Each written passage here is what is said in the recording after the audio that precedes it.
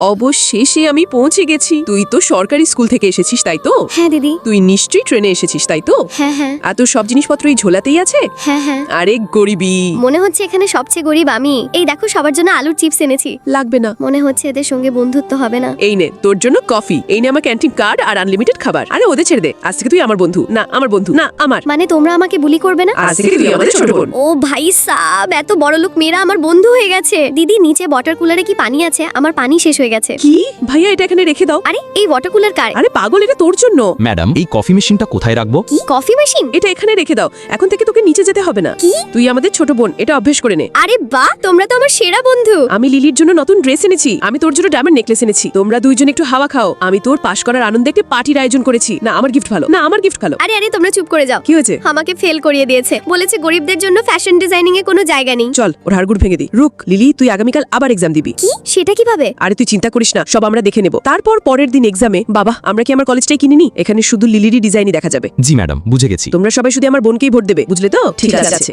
বন্ধুরা আমি জিতে গেছি। হ্যাঁ জানি। তোমরা খুশি নাও কেন? আরে লিলি, তুই তো দারুণ কাজ করেছিস। এই সব তো তোমরা করেছো তাই না? তুই জেনে গেছিস? হ্যাঁ। এদিকে আয়, তুই আমি আগে বলিসনি কেন? গাইস, তোমরা ভিডিওতে একটা লাইক করে চ্যানেলটি সাবস্ক্রাইব করে দাও, আর শেয়ার করলে তো ম্যাজিক দেখতে পাবে।